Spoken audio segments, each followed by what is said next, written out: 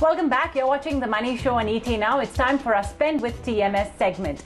And the one thing that Indians have been craving to do since the last year has been travel. Well, guess what? Some semblance of good news coming in because firstly, very recently, the Civil Aviation Ministry announced that airplanes can now operate at a larger capacity, which means more passengers can now board an aircraft. It's around more than 70% capacity that the Aviation Ministry has allowed airplanes to operate at. But apart from that, slowly but surely, a lot of countries are now opening their doors to Indian tourists and Indian passengers, which definitely does spell very good news. So we decided to then understand the perspective a little more. We'll get in a sense of how flight tickets as well and prices as well are trending. I have with me Sankalp Agarwal of traveltriangle.com. Sankalp, a pleasure having you back with us on the Money Show. And I'm sure you're going to have a busy few days because revenge travel certainly seems to be very real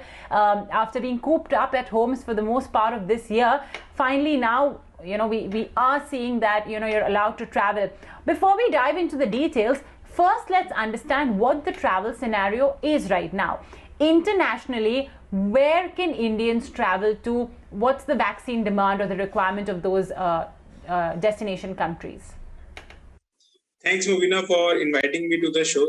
I would be happy to share my view and perspective on the behalf of travel fraternity in general, right? So the good news is that the travel is opening up, right? So what is the feeling of the customers, of the travelers at this point of time? So what the general mass is feeling, they have been locked in because of COVID, and families, etc., are taking a lot of precautions to not go out of their homes. So there is a lot of frustration of being tied up like in a jail kind of a scenario. So they all want to have the sense of the freedom, and hence they are immediately opting to travel for weekend getaways on a Saturday, Sunday. They are all lining up, and we have seen the pictures of people from North India lining up to Himachal, Uttarakhand, everywhere in the media, right? So that's the first trend which is happening, and people are going in more and more quantities to the weekend getaways. Then they are looking forward to travel across the well-known destinations as well, like Kashmir, Uttarakhand, etc., especially from North India, to have a longer holidays. And the third demand which we are seeing is of the international tourism, right? So Maldives being the key where the people are traveling to, especially for honeymoon, to have a luxurious holiday with a safe kind of an environment. So that's typically where predominantly the leisure tourism is happening in the international scene. So all these three total comprises of how the Indians are traveling at this point of time for holidays.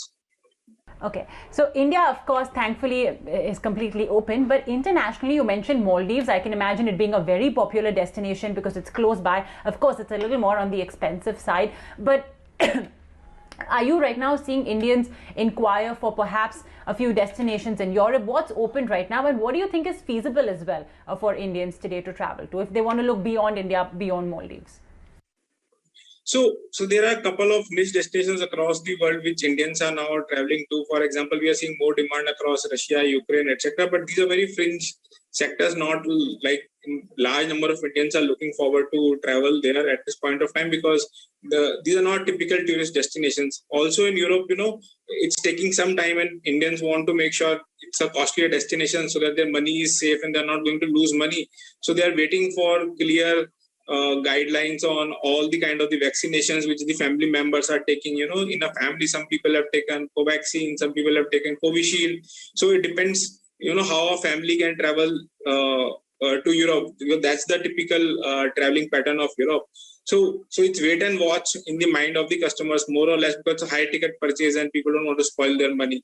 But they are actively researching, they're actively making their plan, and whenever the things become more clear, we are going to see a very large surge into the demand of people traveling to Europe. So that's where people are at this point of time. I can totally imagine, and that's why I said, Sankalp, that you're going to have a busy few months, once there is some more clarity on the vaccination, etc. Okay, let's get back home then in that case. Firstly, I was just talking about that recent announcement that came in from the Ministry of Civil Aviation. They firstly bumped up domestic airfares, but also hiked capacity. How does this, Sankalp, how have you seen flight prices in India, particularly for the more popular sectors? You mentioned that Himachal Pradesh is very popular for slightly longer weekends. Uttarakhand is very popular. Have you seen flight prices really go up? So, of course, if you compare from the flight, so first you have to understand how the flight prices typically work, right? Flight prices typically work on inventory scarcity model, right? As the inventory becomes more scarce, the price goes up, right? So the direction which the government has taken is, typically that the scarcity premium doesn't go infinitely high, right? So they are controlling that. So in that regards, the prices always of the flights go up and down as there are more bookings, as the season comes in, as festivals come in. All of those things are bound to happen, but the control is regarding that. Now, prices will increase up and down, but that's not detrimental to people who want to travel, because flights have taken a lot of measures for COVID safety protection, right? And all those service costs add up into the cost of flights, and you're getting a safe mechanism to land up somewhere very quickly is a luxury to have during the times of COVID, right? So the pricing mechanism is fine, and people are fine to purchase the safe ways to travel and shorten up their time to get to the destination faster without much hassle with COVID protection. And that's what triggering them to buy more holidays at this point of time. And I think over the period of last year and this year, the protection is the key. The quality of services is the key, because that gives the assurance to the travelers that their safety is taken care of, they are safe, and that is what will bring the travel and tourism back into its own shape. Okay, so Sankalp, now if we have the upcoming festive season, Onam will start it off, then we'll have Ganesh Chaturthi, etc., etc. So basically this period between August and October sees a lot of festivals. So do you think that could cause flight prices to go higher? And if someone is planning their trip, it makes sense to book tickets now rather than later? Yes, I think as the festivals come up, the flight prices definitely go higher. But the catch is, there's also the news of COVID wave 3, which is coming up. So it's a judgment which people have to take, and they have to read the fine lines in the terms and condition. If they are getting a reschedulable flight, right? And if they had, for example, credit notes from the previous travels which may have cancelled, that's a good time to utilize them and see if they can be used, right? So there are multiple conditions. Fine lines are important to read, but yes, go ahead. Most of the inventory owners across the country are providing rescheduling. So if I were them, I would book my flights before and then reschedule if things go from good to bad. Okay. You have the option of rescheduling it. Consider doing that. Many airlines, I think, are also offering flexi tickets, perhaps at a bit of a premium. Some of them offer it for free. Some do take a bit of a payment for that. You could consider doing something like that as well. Unfortunately, we still live in very uncertain times. Sankalp, I want to talk to you about a tweet that had come in from an individual from the Union Home Ministry, Mr. Sanjeev Gupta. He actually said that a Mumbai-London ticket, economy ticket, was costing almost 4 lakh rupees. What is spurring that kind of increase in international prices? Do you think this is temporary? Do you think it's maybe also because of student rush, because this is the time in August, and you said scarcity premium, right? So if you're going to have students really trying to rush out to attend the universities, that as well could create this scarcity premium that you spoke about. So do you think this is temporary, the surge in prices? So there are two reasons for flight price. One is scarcity, another one is, how you are able to reach to a destination. I will not take the London example specific, but for example, if you have to go to Canada, and if you get a flight which is stopping at a certain destination and quarantine requirements are out there, right? So a typical travel agent would take in those 15 days of stay plus flight to that destination one, making sure that you've got the vaccination, and then you're flying to Canada. That will increase your flight price. That will increase your ability to go from India to Canada multifold, right? So that is one reason why the prices are also increasing up. So that's point number one. Point number two is, regarding scarcity. Yes, I think there are three kind of demands which we are seeing are on the increase side. First is the students, because students have to go and complete up their education, and that rush is definitely happening up. The second rush which is happening is, lot of Indians have got their flights cancelled or rescheduled for this point of time. So they are traveling. And the third is there are a lot of people who have traveled to India before pre-COVID wave 2 or before, right? So they are also looking forward to return back to their destinations during these times. So all these three demands is causing the scarcity of international flights, and basis the same, the scarcity premium is increasing, and coupled with the restrictions where you may have to travel to multiple destinations, sometimes we see a very large spike in the prices. Such abnormalities may come now and then, but I think people should wait out for such abnormalities to go down to plan up their holidays, and they shall go down within a week or so.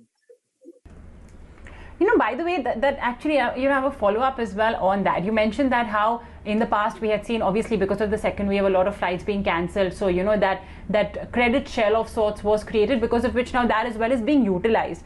Sankalp, do you think today as well, airlines are giving a little more, being a little more liberal with passengers when it comes to booking flexi tickets, something I spoke about previously, or are they charging a price as well for customers to get that, get that advantage of having flexible tickets, of getting a full refund or at least a credit shell if they have to cancel? Right.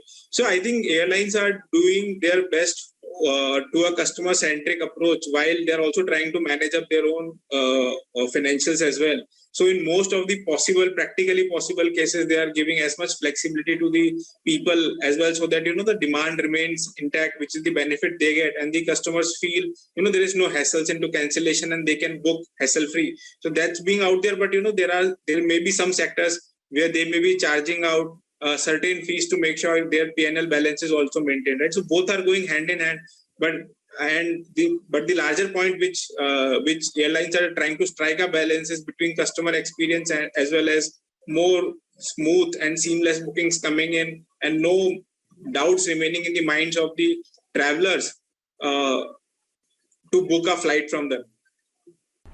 Okay, so closing comments then, Sankalp, if right now someone has the itch to travel, the urge to travel, and I'm sure that's most of our viewers watching right now, unless they've already taken a trip, what's the hottest destination? I know we'll stick to India only right now because of all the uncertainty, with respect to the vaccines allowed, not allowed, and we don't want a situation where our viewers have spent all that money and then, okay, something happens and the country says, okay, no, you've taken XYZ vaccine, so you're not allowed. So we'll stick to India only.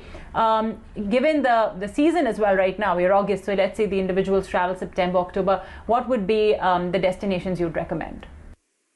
So at this point of time, we have to see India, which is risk-free India first, right? So and restriction-free India. So those are the destinations. So currently we are seeing certain states tackling up the COVID wave at this point of time. So I would suggest that we should not travel to these destinations in large quantity, right?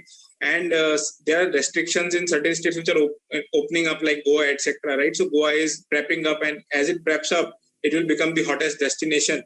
Now, as of now, in last 15-20 days, I am seeing a lot of movement across North and West India, because that's the area which becomes very beautiful, and that's the area which people like to spend near the natural beauty, right? So we are seeing Himachal, Kashmir, Uttarakhand, all lush green, all very beautiful during the rains. Having some landslides, you have to be a little bit careful. But that's where we are seeing a lot of tourists going to. And we are also seeing, the lake cities like Udaipur or the places with the heritage like Jaipur, etc., where people are also traveling to have a very nice time in a very luxurious hotel with royal palatial feeling, and they are enjoying their time in these places. These are the topmost destinations where bulk of the demand is focused towards. Okay, well, take your pick wherever you want to travel, but please just ensure you put in place all the proper precautions, you're fully vaccinated, because that'll keep you safe. And of course, always be conscious about your neighbor as well, or whoever you're traveling with. And let's try and all together put a full stop once and for all for COVID, so we are even freer to travel going forward. Sankalp, thank you so much for joining us today on ET Now. Thank you, Mobina. Thank you very much. And with that, we're completely out of time on this episode of The Money Show, so we'll wrap it up. Thank you for watching.